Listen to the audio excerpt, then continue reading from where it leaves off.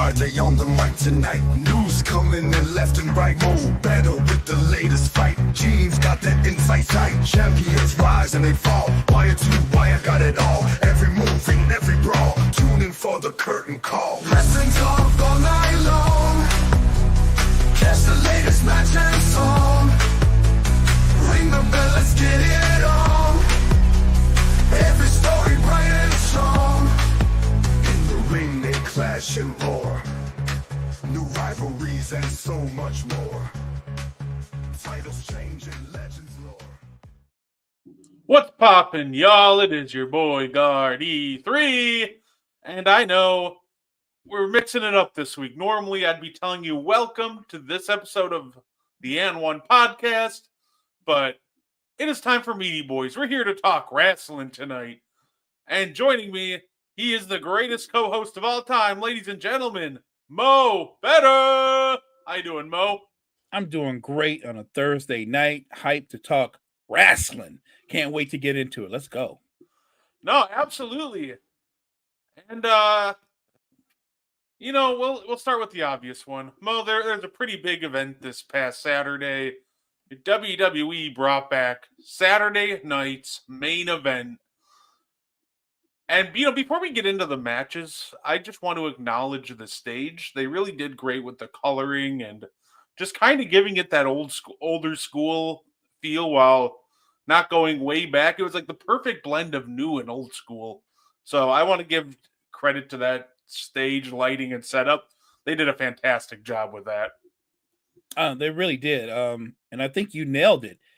There was a theme where it gave you just a hint, just a taste of that kind of 80s feel, but then obviously they blended it with where we are now in wrestling. So I like that. I like that WWE kind of shone a light on both of the eras and where we are at now in wrestling. I thought it was a job well done. Having Jesse the Body back in there talking and saying the kind of off the cuff stuff he's known for, that was amazing. I will say he made me miss having, we used to have like the heel and the face commentator, and now they're both guys like with Cole and McAfee aren't really trying to play that dynamic. But man, the Body and Cole, they did so great together. I kind of miss that heel face dynamic from the commentary team. I think you need a heel commentator. Like, even though you might 1000% disagree with what they're saying, it's entertaining because they're going to say some over the top stuff. And I enjoy it. No, absolutely. And, why don't we get right into it? Like I said, it was a great event. There were teases of titles changing hands and all these big things happening. Didn't necessarily happen exactly like the way a lot of people thought, but that's all right. We started out the night with an absolute banger of a match. Drew McIntyre defeating Sami Zayn. And this was a great match, and it almost looks like Drew McIntyre wants to start hunting the bloodline again. Drew McIntyre, the bloodline hunter. He's taken out Sami. We've seen him go after Jimmy also. So, what do you think about this match they had this past Saturday? And more so, too, what do you think about this whole, Drew McIntyre, the bloodline hunter story they got going on? No, I love it because I think that what you have with the bloodline war between the two different factions, that's compelling. That's a great storyline. But now you throw in Drew McIntyre and it kind of breaks off a branch and adds a different spin on the story because Drew McIntyre said he's hunting for anybody associated with the bloodline, which means ultimately, if that's true, then Drew McIntyre wants to come face to face with Roman Reigns. The Drew versus Roman part, we saw them wrestle when Roman first returned from, his battle with leukemia, and they had a great match. And I think this match would be, even better because at the time, Drew McIntyre was the Scottish psychopath. Roman Reigns was still the big dog. And both of them, since that matchup, have come such a long way since then. Agreed. since then. And now just the blend of character work and them just getting even better in the ring. I think that's a phenomenal direction to go. I love the intensity that Drew McIntyre brings. Like if I'm looking at two guys that are enjoying and embracing the storylines that they're currently involved in, it's Drew McIntyre with his storyline and his hunting of the bloodline. And of course, it's Kevin Owens. I don't think nobody's having more fun in the WWE right now with his storyline and all the things he gets to do than Kevin Owens. Yeah, and I wonder if we'll see a faction soon because Drew's hunting bloodline members. Right. AO's gonna round back around to Sami Zayn and other bloodline members too. I wonder if maybe they start a little group there. That would be interesting for sure. That's an interesting thought. McIntyre, Kevin Owens, and maybe they add a third. That's an interesting thought. I could see that happening. Yeah, no, absolutely. And then after that, we had Liv Morgan defending her title against Io Sky, which was a phenomenal match again. I think all the matches were really good. I don't think there was one stinker of a match on this card. Liv defeats Io, stare down with Rhea Ripley, and we'll get to talking about their future match in a little bit, but it has been confirmed that Liv versus Rhea on the opening night of Netflix for the women's title will happen. But before we'll get to that later in the show. But Mo, what did you think about Liv versus Io? I thought that was a really entertaining match. I don't think Io Sky is capable of not being entertaining or exciting. She's so fluid with her movements. She's a great in-ring talent. She can go to the air. She's got multiple moves, holds, finishers. And I think Liv Morgan, we got to give her some flowers because I know she's a champ, but Liv Morgan has come a long way with her in-ring talent, with her in-ring ability. And I'll give her props this way too. She's built up this persona, this character that I think the character is what puts the heat on her. It's the character that makes people love to hate her. So I think the combo of the two things, it just makes her a really compelling and entertaining performer. It was a great match. It was back and forth. I didn't think Io would win, but there were a couple of moments with false finishes where she was right there. So again, I'm with you. Another great match. Yeah, and I hope this kind of helps discredit the people were kind of hating on. It seemed like they were hating on Liv for a while. It seemed like it was mainly Rhea fans dumping on her, and I know that sometimes that her rivalry with Rhea didn't go exactly how everybody wanted to. Some people hated it, but I think it's undeniable the talent that Liv Morgan has, and she absolutely showed it. I think her title reign too, had just altogether has been fun. She's told some great stories, and she showed, especially against Io, like if she can go against a whole variety of opponents and put on a great match. So I absolutely love this, and overall, the Liv Morgan World Tour has been absolutely fun to watch. I'm with you. I'm a big fan. I think her reign, it's one of those title reigns where just when you think it's going to end, they extend it a little bit longer, and maybe you can get away with that because when you're as big as Rhea is and the kind of heat that Rhea is, Rhea doesn't need a belt to be a star, to shine. But it would surprise me a lot that if and when they meet on Netflix, that Rhea wouldn't get the belt back. No, I do think that title change will happen on Netflix.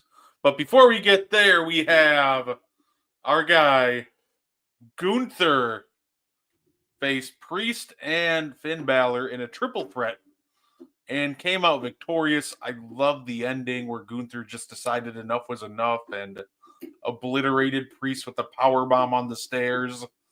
Like, that whole sequence was so entertaining. I love the ending to that match, and I love the end. I'm loving Gunther's title reign so far. I really hope it keeps going till at least like WrestleMania. I don't see the ring general giving up the belt anytime soon. I think he walks into WrestleMania with the belt around his waist, and he, depending on who he matches up against, he might walk out with it. Like Gunther has become one of the more dominant performers and champions in the WWE. To be in a match like that with Priest and Valor, you know right off the bat that goes against the champion coming out the winner. And when he needed to, he stepped it up and dominated and won that match. No, absolutely. And and he had some interesting stuff happen to him too, where the WWE had that big Netflix on Raw YouTube special. We'll talk about that in a little bit. We'll come back around to our guy because it looks like he has a very interesting challenger lined up for him. But before we get there, we have our first ever Women's United States Champion crowned. It's Chelsea Green. Sorry, I can't do it as well as Samantha Irving, but Chelsea and Mia Yim put on a fantastic match. And Chelsea Green is your first United States Women's Champion. Now, I think this is very well deserved, Mo. What do you think about? I think if you ask me hypothetically, if WWE were going to have a tournament to crown its first women's United States champion, I wouldn't have picked Chelsea Green to win months ago.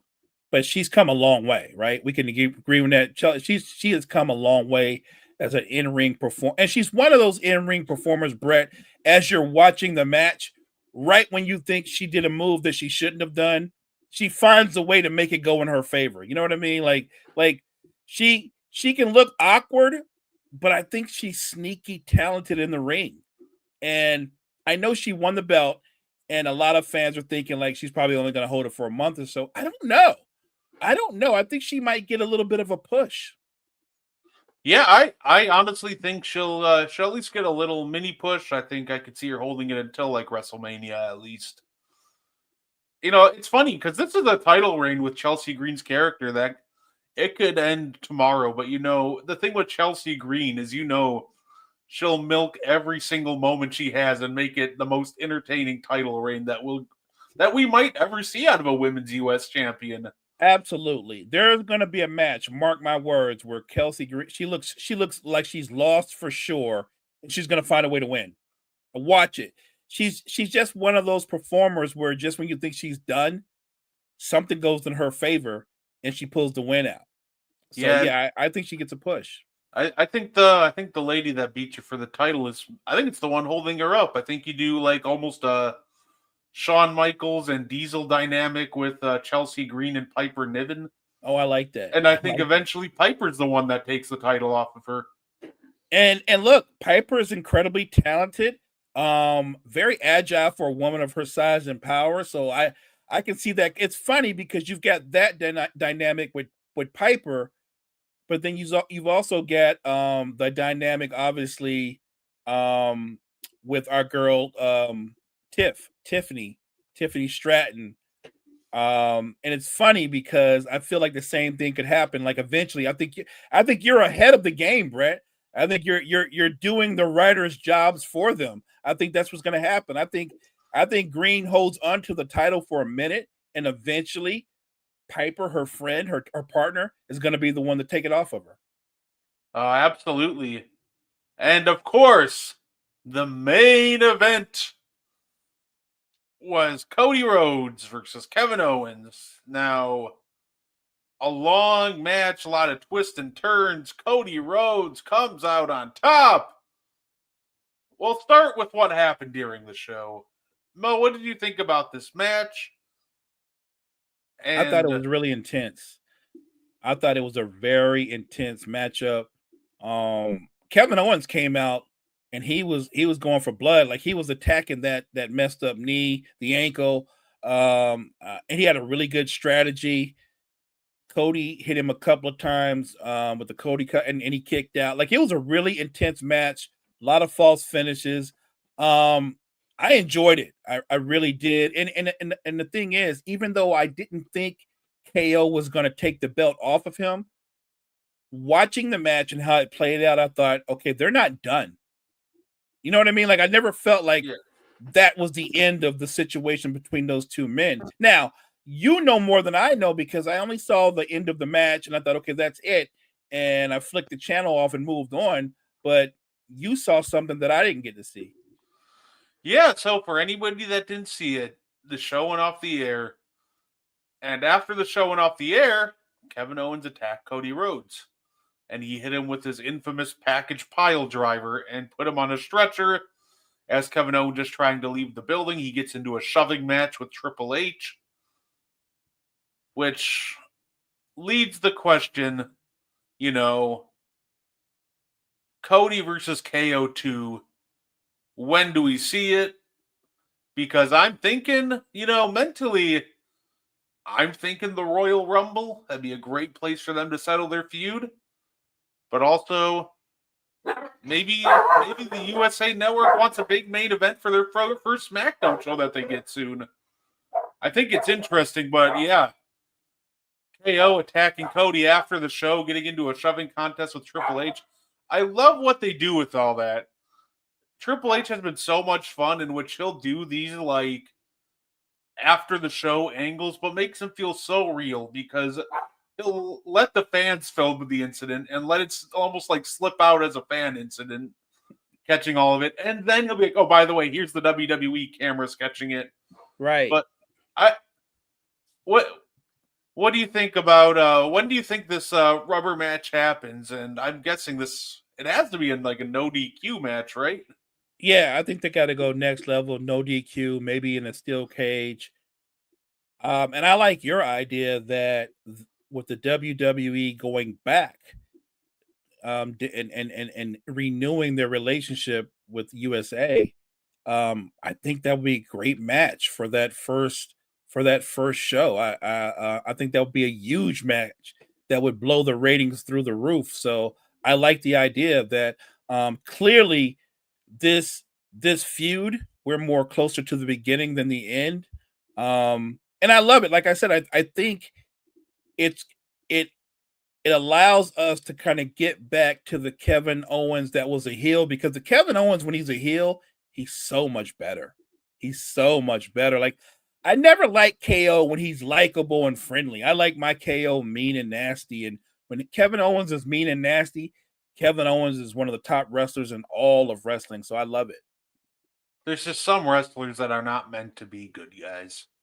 I agree. Think of Kevin Owens. Who can be a good guy, but he's just so infinitely better as a heel. Somebody in that same mold, Randy Orton, he's a fine good guy, but he's just infinitely better as a heel. So I'm there.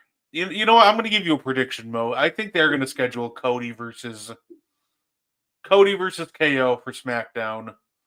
I think they're going to schedule it there because I think at the Royal Rumble, or maybe this will just be the direction at the Royal Rumble, I think we're going to get Cody versus Randy versus KO.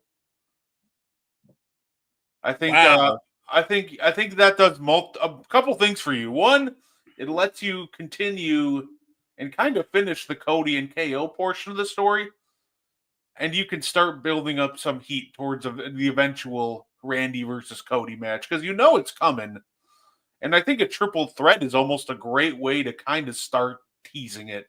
I don't think that happens until like SummerSlam, but why not show some dysfunction at the Royal Rumble and just slowly keep throwing in teases until you're ready to start the build to SummerSlam? I like that build-up idea. I also would throw in, if we're going to build it up that way, that means we're going to get a return of heel Randy Orton, which is the best version of Randy Orton. That when Randy Orton is a heel, that's when he's the apex predator. If Randy Orton is a heel, he has a legit shot to win the belt one more time. Yeah, absolutely. And I think obviously you could also be building up Cody versus Randy for WrestleMania too. Obviously, with WrestleMania, we don't know if Cody's going to face The Rock, if Roman's going to face The Rock, if The Rock's going to even be there. But he has been teasing wanting Cody. Or you could also do another interesting idea, which is what what if you catch everybody off guard because everybody's expecting Cody having the title? What if you do the triple threat and Cody loses, and you put the title on Randy? That would be insane. So Cody loses the triple threat. Orton has the belt, but it sets up Cody and Orton, right?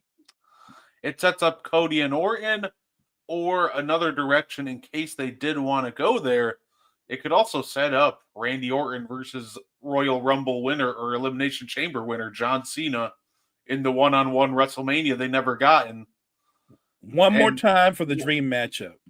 Randy Orton, and I think with another win, I can't remember if Randy Orton's at 15 or 16 world title wins, but I think it would be interesting where John Cena's final obstacle to getting to that elusive world title number 17 is his longest rival, Randy Orton.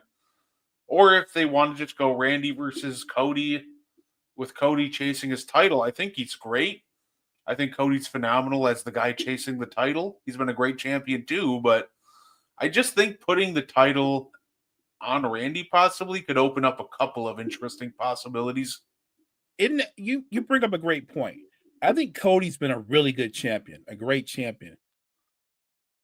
But the same way I like Randy Orton as a heel, I think Cody Rhodes is a lot more interesting and compelling when he's the hunter and not the, you know what I mean? He's a lot more interesting when he's hunting for the championship, trying to gain the championship, than he is when he's the hunted. So I actually like my Cody Rhodes when he's in pursuit of a championship.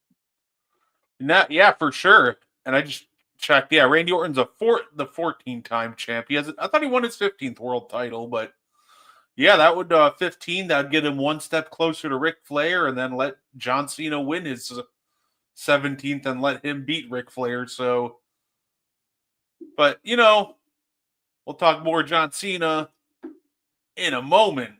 But I think there's something else that's very interesting happened, and this is kind of an AEW story, but it's also kind of a WWE. It's very weird. I meant this one. So Ray Phoenix put these tweets out. I needed a doctor, and you ignored me for months talking about Tony Khan. No one stays in a place where they received inhumane treatment. These tweets have since been deleted, and apparently WWE was very much so looking into these.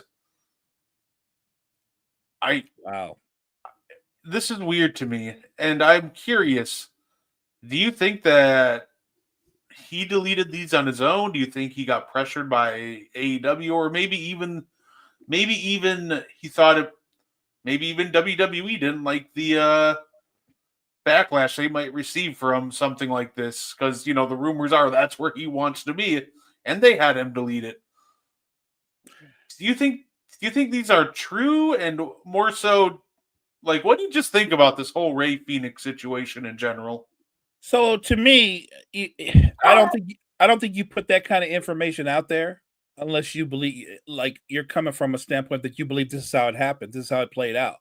So I think he was having an honest moment, although I would call it an overshare, but I think he was having an honest moment. And I think afterwards, after the tweets came out, probably within minutes, he received several texts or phone calls, and I believe he was pressured to take those down. And you bring up a great point.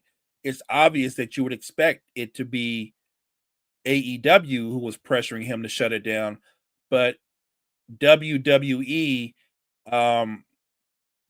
what they don't want is negative publicity or things of that nature. Maybe they contacted him and said, "Hey, even though you're not here, we need you to shut this down and quiet this down, so that if we do pursue you and bring you here at some point, this is not part of the story." So I honestly don't know which fact or what company pressured him, but there's no doubt somebody pressured him to take those down. I'd be really interested in any reporter that follows AEW and WWE that ever gets a hold of him for an interview and asks the follow-up questions. Why'd you put it out there, and then why'd you retract it? Yeah, absolutely. And I think he's coming. He's referred. He's also tweeted very subliminally, like my truth will come out eventually. So I think once he gets out of his AEW contract, then we'll probably see him, explain more. But until then, I think this ends up being one of the, mysteries of, what really happened here. And I think it's intriguing. But while Ray Phoenix is just kind of biding his time in AEW, it looks like we're getting his running mate, Penta, in WWE.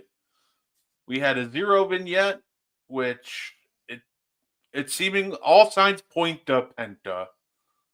And it could happen as early as the Netflix premiere Raw. If y'all haven't seen Penta, he's a phenomenal in-ring performer. He has one of the best matches he has arguably the best tag team match I've ever seen against the Young Bucks. Just an absolute all-around great performer, and this would be a massive get for WWE, getting him and eventually Ray and reuniting the Lucha Bros. I like the idea of reuniting the Lucha Bros. It's going to be a great get if it actually happens for WWE. You're right. He's exciting, entertaining, will immediately be a fan favorite. Can't wait. Can't wait for it to actually happen. No, absolutely. So then why don't we talk about some little bit about what happened on this whole Netflix and just the Netflix Raw debut in general. Sure. So why don't we start with our boy Gunther, because we kind of touched on it earlier. He had a little face-to-face confrontation with none other than Logan Paul, who said that he's going to be a full-time, that he's already unretired after he retired like 3 weeks ago, and he's going to be there on the Raw brand starting on January 6th. Gunther versus Logan Paul. Is that a match you're interested in seeing, Mo? Oh, sign me up. Sign me up. My next question, I guess, would be, do you think that's a Royal Rumble match? Do you think that's a WrestleMania worthy match? Where do you think this match happens? I think you can build it. If you build it up right, it can absolutely be a WrestleMania match. The only question I would have is because Logan Paul is at his best to me when he's a heel. I don't feel like he's not going to be a heel. He's great at it. He's as natural at being a heel as Dom is. The only difference is he's much more talented than Dom. And Gunther's a heel in his own right. He's a different type of heel, but he's a heel. You don't get two heels usually meeting up like this. I have to believe if they meet somehow, some way, they're going to project Gunther to be the face. Yeah, and I don't think that'll be too hard, obviously. A lot of people are, starting to, really loving Gunther for his in-ring work and character work, and I think a lot of people just naturally hate both Jake and Logan Paul, so... They really do. Yeah, so I think, that'll be definitely an easy shift for that. It depends. I think if there's I've gone on record saying that I think it's going to be Gunther versus John Cena at WrestleMania. I think that's the go-to match. I think there's a performer that can bring the most out of big match John. Gunther's probably near the top of that list. We know John Cena's, a step slower than even in years past. He might be a little rusty, and Gunther, I think, would be a great guy to put him in the ring with to really bring the best out of John. And also, it's almost perfect. I think Gunther versus John, world title on the line, awesome. But if that's not in the cards, I think you really can't go much worse. You can do a lot worse than Logan Paul. So Logan Paul versus Gunther at WrestleMania. Yeah, I'd sign me up for that too. Logan Paul, he's just gifted. Some people have to put in the work and grind to establish himself. He's a natural. He just whatever it is, he has it. And if he's going to become a full-time performer, he's going to be taking somebody's belt. That guy's going to wear gold. Okay, that's what he's made for. If he's not wearing singles gold, I could see him wearing tag team gold, but he doesn't seem like the kind of guy that plays well with others. So I just think he's an incredible talent. I like that he's a high risk kind of guy. And when you watch a Logan Paul match, you're always entertained. Oh, absolutely, for sure. And then, of course, we had the announcement. And this is, to me, this is huge because we thought that this would arguably be the main event of WrestleMania Night 1. But instead, it's the main event, maybe, of Netflix. When we're talking Seth Rollins versus CM Punk, it was made official for the Netflix debut on January 6th. My question to you, Mo, is because we knew it was going to happen. My question is, does it surprise you that it happened this early? So they've always had this animosity. You know this. It's just always been there. And I think Triple H and the writing team have done a great job of storytelling. If I were going to nitpick just a little bit, and I think you're with me on this, I think I would have drugged this out a little bit more. Like you can have the feud and the buildup, but I think those two performers with their history, with their in-ring abilities, I think that's a WrestleMania type of match, right? That's one of those kind of like wish list matches. Not that the Netflix debut won't be a big event, but I just and look, maybe they do have the match on Netflix and it's the first of multiple matches because and I know when they meet in the ring, whatever the results, that's not going to be the end of it.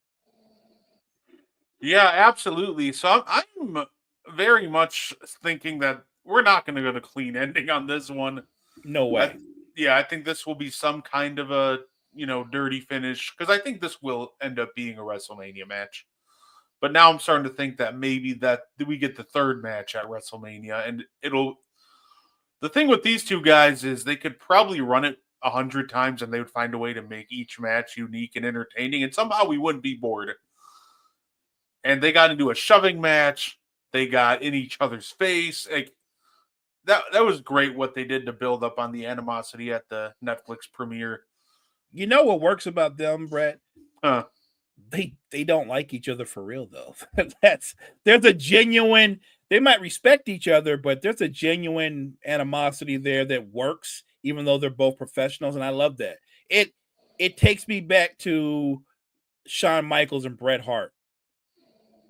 There was a natural dislike on both sides.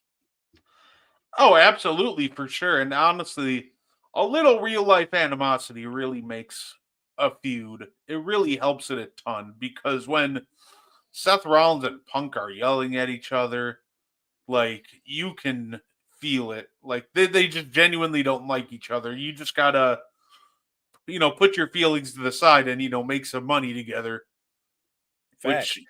Which we've seen instances where people can't put their egos aside and make money together, and sometimes it just results in a lot of money being lost. A great example of that, ironically, is CM Punk and AEW.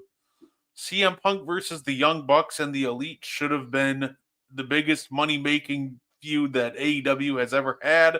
Not even close. But whatever side, it's been indicated that the Young Bucks didn't want to work with Punk. And unfortunately, we never got that money-drawing match. So I'm just happy that everybody involved, even though they might not be fans of each other, they're working together. It's real nice to see that they can still be professional. Let me ask you a question, Brett.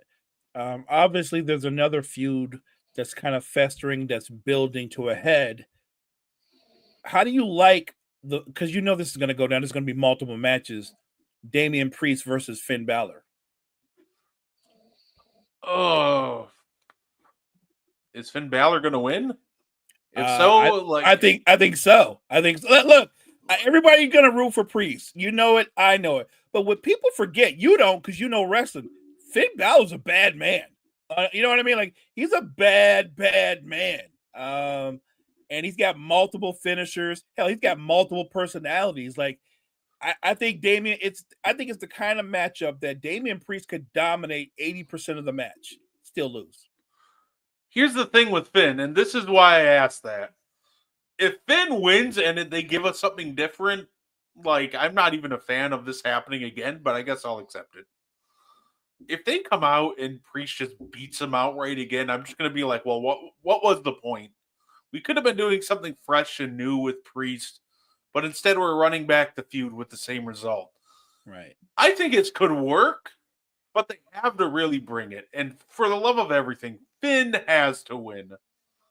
Because, like I said, if he just comes out just to lose again, what are we doing? What's the point? Like, there's no need to really hurt Finn like that again. Let's say Finn Balor arguably has like the worst loss that I've ever seen. One of the most head scratching losses I've ever seen. I remember, and for some reason the WWE does like to do him dirty, which is why I'm a little nervous, because I remember in 2019, I think no, it's 2017. He has a match with AJ Styles. It was supposed to be Finn Balor versus Bray Wyatt, but Bray Wyatt got sick on that baby. It was the TLC, and Bray Wyatt gets sick. And AJ comes, and Finn Balor and AJ Styles have this phenomenal match. And WWE follows that up, and Finn wins the match. And they follow it up by Finn losing in like 2 minutes to Kane the next night on Raw in 2017. And like, what are we doing here? And it would almost give me a similar vibe, like the what are we doing here, if Priest does win this next match.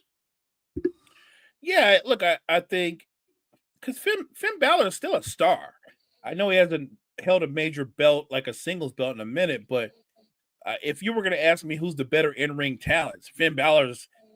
I think he's a couple of levels above Priest. He just is. And if we stretch this story out and make it more entertaining and more compelling, you're spot on. Balor has to win to sell this as a legit feud. No, for sure. Absolutely. And of course, and you know what? That's not even the only other match we get on Netflix, Mo. We got one more, at least announced. The other announced match on Netflix. Roman Reigns. The Tribal Chief comes back to Netflix for Tribal Combat with Solo Sikoa. Tribal Combat is the biggest scam I have ever heard in my life, Mo. Because when they first explained it, it was this, one-on-one, no interferences. But every single Tribal Combat match has like 5 run-ins. And I'm just sitting here the entire time like, what happened to the no interference rule? So my question is, Mo, do you think Roman Reigns wins his return match on Netflix, or maybe does someone like The Rock come out and cost him? He's rumored for that show. Look, and I know there was going to be a clean pinfall. Roman Reigns going to beat Solo Sikoa, right? We would agree with that if it's going to be a clean match. But you're right. You say there's like 5 or 6 run-ins. I think on Netflix there's going to be like 10 run-ins. There's no way it's a clean pin. I think Roman loses because either The Rock or Jacob Fatu cost him the match. Yeah, I think if you really want to run Roman Rock, this is where you start it. I think the January 6th, I think this Netflix on Raw will really, I think this will be the one to kind of give us that early sneak peek of WrestleMania. Let me ask you this. Does Rock, if he inadvertently costs him or he does it on purpose, however you want to do it, for this to work, wouldn't Rock have to lean towards Solo? Yep. Yeah, I think we'll either see maybe the Roman does win, then The Rock comes out and has the new bloodline beat him down. I've always kind of thought that, we're calling Solo the Tribal Chief, but I think it will be revealed in the end that he was just a pawn and the guy calling the shots was really the final boss. Yeah, that's going to be the cool part, right? Rock's going to come out and say something like, yeah, Solo is the head of the table, but I'm the final boss. Like, you know what I mean? Like, Yeah. he answers to me. That would be awesome. I think that's a perfect main event for WrestleMania. Give me Roman Reigns versus The Rock for the Ula Fala head of the table. And guess what? Maybe that can, I'm sure that will be tribal combat too. But maybe we can make that one actually no interferences. So I think it will be interferences because look, you pointed out something about Cena, who's one of the all-time greats. Same for The Rock. Rock is in great shape, but he's not quite what he was either, right? So I think Roman can carry him in some instances, but maybe to make it more compelling, it's going to be a run-in game. So, are the numbers going to favor the new bloodline or the old bloodline? Usually, the way that works is it always favors the heels. And let's face it, the scariest guy to run into any ring is Jacob Fatu. Yeah. I think absolutely. It's funny because I think somebody, and I don't know if this was an actual idea, but somebody posted something and I thought it was the worst idea ever. They were like, WWE should consider bringing in a bloodline title, and I'm like, okay, now we're doing too much here. Way too much. Way too much. To me, that's just giving me vibes of when WCW did the NWO sold out. I remember that. That. And you're just like, okay, this is a little. We're jumping the shark here. I think that the bloodline already has the Ula Fala to fight over. Right. I think that's perfect for them. The bloodline isn't a group that needs titles to really remain relevant, and they've shown that. And if you really want them to fight for a title, I guess you can have them fight for the Rock's People's Championship. But in all reality, I think Roman Rock for the Ula Fala with no title, or even not even for the Ula Fala, just a straight up one-on-one match is already big enough. You don't even need to add any of the extra smoke and mirrors to that. You don't. Those are two mega stars. Look, if a belt was involved, that'd be great, but they don't need a belt for the buildup of what this match could be. It really doesn't. And look, you got to see one of the great WrestleManias up close live. This one has so many branches broken off. Like Jimmy and Jay are going to be there in some form or fashion. I have to believe in WrestleMania, Jacob Fatu is going to be there in some form of fashion. I do think at some point one either the older bloodline or the new bloodline, they're gonna have belts around their waist again, right? Like you know what I mean? Like when you've got that much talent between, I guess, two, if you want to call them two factions. Roman has a bigger target, right? If it becomes him and Rock, he's worried about that match. I think further down the line, you and I both know at some point Roman Reigns is going to be a world champion again. There's no question about that. As for the rest of them, that's more compelling because where do you go with Solo and Jacob Fatu? I just think it's really compelling because, or do they? Is Rock able to do something shiesty to where all the bloodline is whole when it's all said and done, and Rock kicks Roman back in that way? Like, there's so many different ways that this could go. I just know ultimately, if we're going to sell Roman and Rock, Brett, and you probably agree with this, Rock's going to have to get stabbed. He's going to have to stab Roman in the back. Yeah, absolutely, and I think that's coming. I think that's going to happen on this Netflix Raw.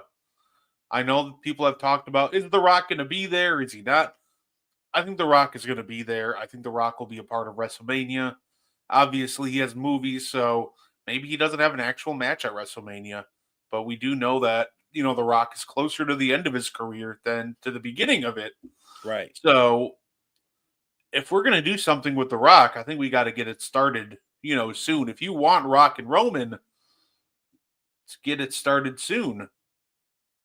And, yeah, let's get the ball rolling. I'm all for The Rock and Cody, but the reality is the match we want is Rock and Roman.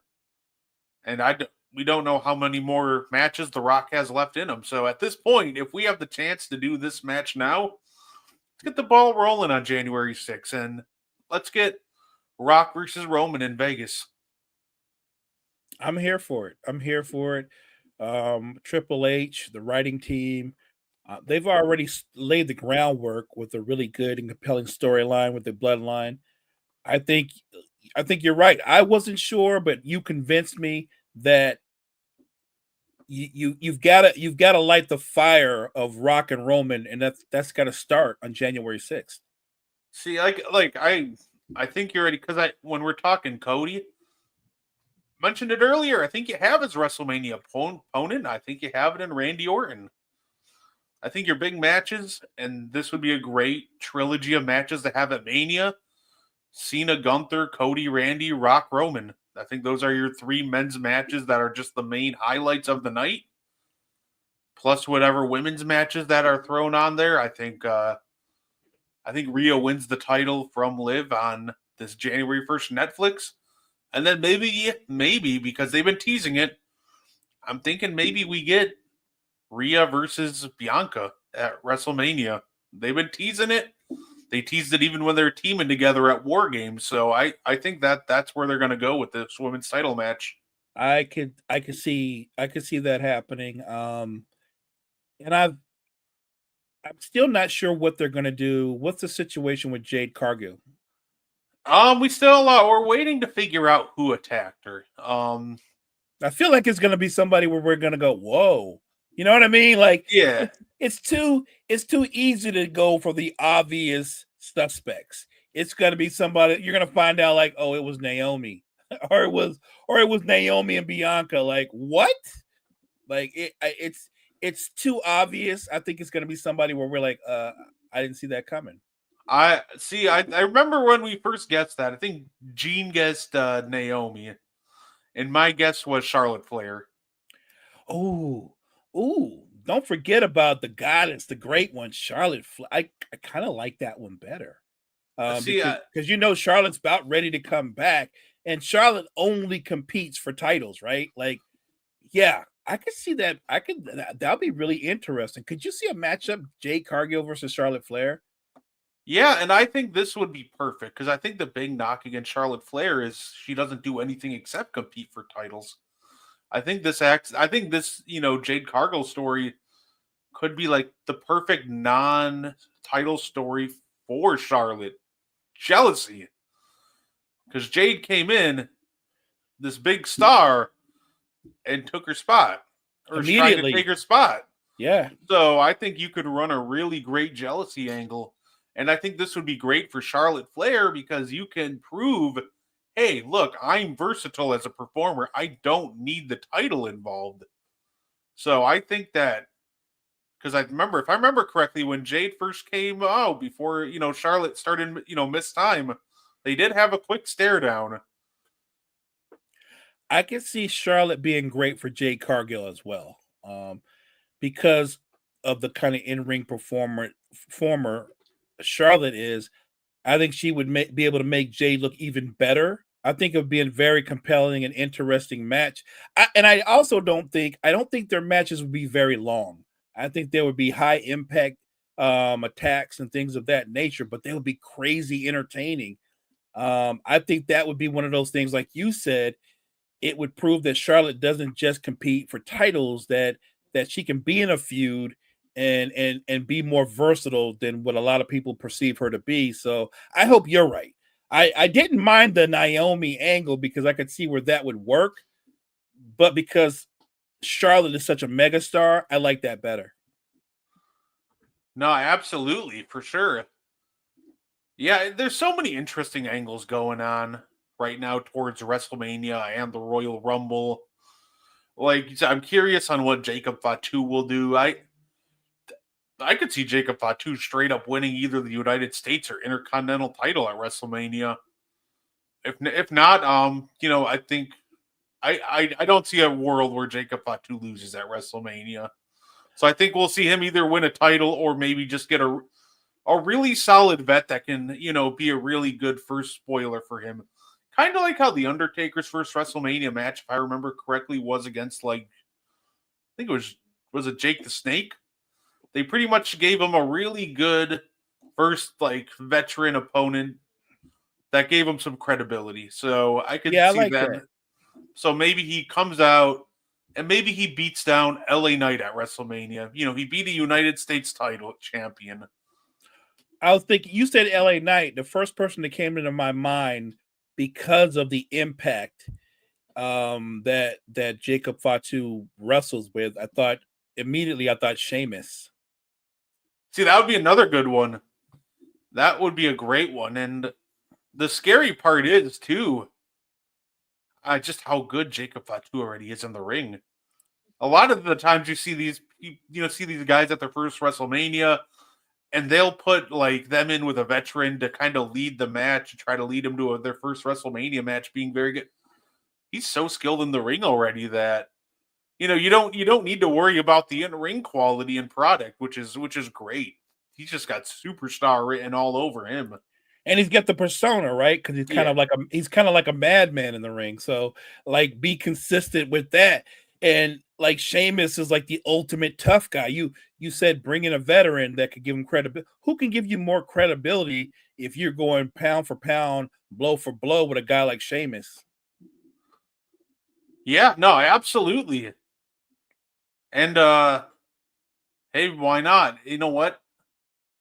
If there's somebody and an interesting idea, if there's somebody to retire Big Match John, why not Jacob Fatu? I wouldn't want that for John. I want Big Match John to win his last match. I don't want him to wrestle Jacob Fatu, man. I don't want that. I mean, here's the thing, like I want John to win his last match and go out on a good note, kind of like what Sting did this year in AEW, but right. I don't think he will. I don't think that's just who John Cena is. I feel like they'd have to drag him kicking and screaming to the finish to actually win his last match, which is weird to say with how many big matches he's won. But the man has just been so giving these last few years he's been in the ring. He's trying to put everybody over, whether your name's Austin Theory, Solo Sikoa. So part of me just like, it's not unrealistic that he wins his last match, but I really feel like that he'll fight it. I feel like he'll fight it. I feel like he'll want to put somebody over on the way out. The old veteran saying, go out on your back, put the next guy over on the way out. So I could very well see him retiring against someone like, maybe not Jacob Fatu, but, if it's not him, I could see him just going out against somebody who they think is the future, maybe a Fatu, Braun Breaker. Oh, Braun Breaker would be a good one. Oh, that's good. Some young guy who can have credibility in saying, I retired John Cena. I think that's what'll end up happening. Nobody wants to see it because everybody wants Big Match John to win his last one. The real question is, what does John Cena want for his last match? And I think he'll want to put somebody over. That's a fair point. And look, I think Cena has been very giving. He's been the ultimate company guy. The list of who's who of guys that he's put over is insane. If he's going to put them over, though, I think the balance would be put somebody over, but in a great match, right? In an epic match. When you're old school like Cena, I don't think you mind losing, but I think it does matter in the way you lose. Yeah, it's absolutely. I don't think I think he's gonna try to have great matches at every turn. He's already done his fair share of squash matches. I don't think we see those at all in his last run. And I'd be very surprised. Obviously, he got destroyed against Solo at Crown Jewel. More famously, he also is willing to, get beat in like 5 minutes or less by guys like Brock Lesnar and John Cena. Well, Brock, it took a little longer, but that was just like a 15-minute squash match. But yeah, I'm excited to see what he does and how he does it. But I will say, I want that man to win every single match before he retires. He's been great. Ask me, could you compare John Cena to another athlete? And this is just me, Brett, my own opinion. I would say John Cena, when you talk about the accolades and all the things he's done, and maybe even if you're talking about his relationship with the fans and the wrestling universe, I think John Cena, I've always thought of him as like the LeBron James of wrestling. I think that he's had that kind of impact. Like he's done everything you could do. He's been beloved by the fans. Hey, and mind you, he never became a heel. it's just his relationship with the fans. Like sometimes the fans, they didn't like him, they didn't love him for whatever reason, and then they turned around and they loved him again. Like he always found a way to win them back. And if you look at his career, his accolades, it's not crazy when somebody calls him the GOAT. I don't know if he's the GOAT for me because there are some. He's right there though. I will say this. You know, we do this in the NBA when we say he should be in the conversation. John Cena should absolutely be in the conversation. Absolutely. It's funny because if we had to pick an NBA comparison for John Cena, I actually always thought of John Cena's career arc kind of because of like the same thing you just said, almost kind of more like Kobe. He like let's think about like here's why like everybody loved the hip hop gimmick. Everybody loved him when he was first coming up, kind of like how Froby was exciting. Thugonomics. Absolutely. And then everybody turned on him. Everybody hated him. Not a more hated man than John Cena in the mid 2000s. But it was split. Half loved him, half hated him.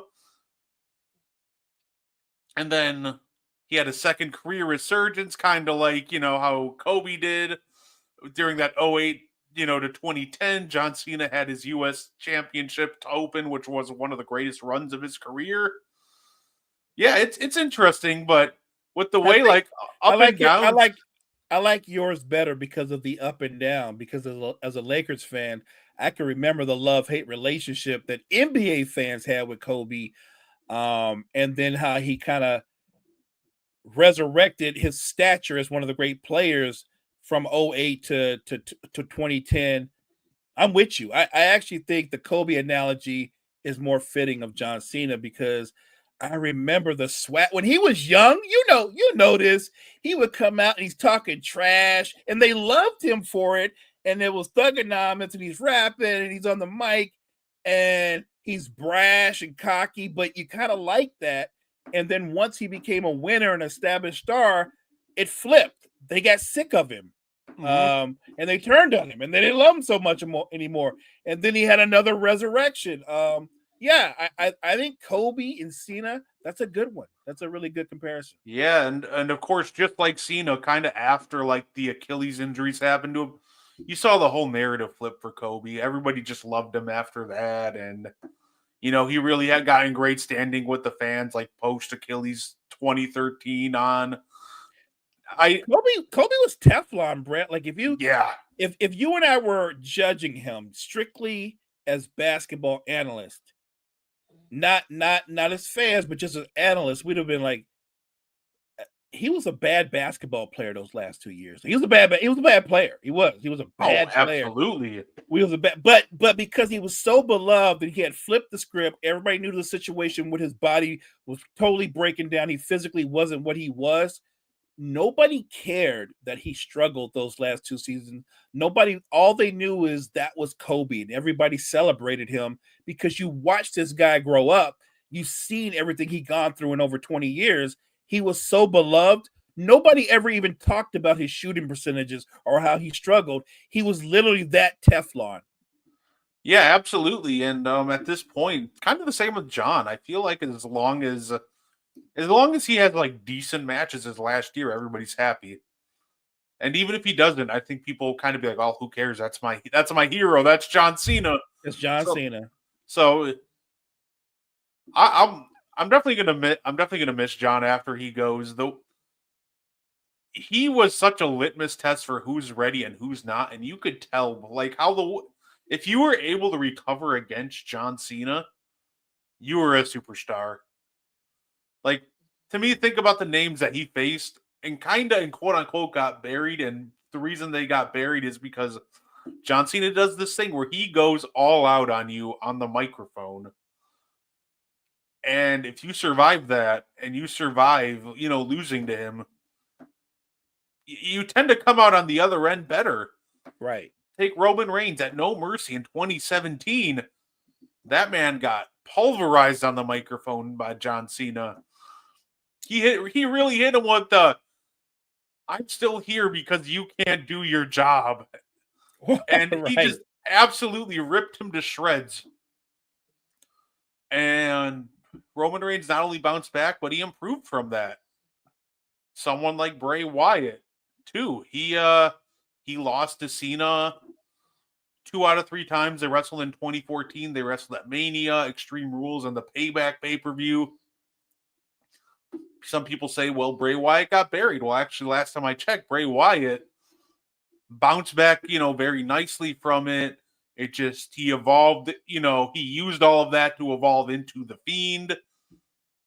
I just think he's such a great, obviously just a spokesperson for WWE, but in the ring, he's almost the bar. If you can come out of your rivalry with John Cena and improve on it and look better and kind of use the lessons that he's inadvertently teaching you, you're a superstar. And I agree. I think that he's the litmus test. And he's almost like the total package, gifted in the ring, generous to a fault,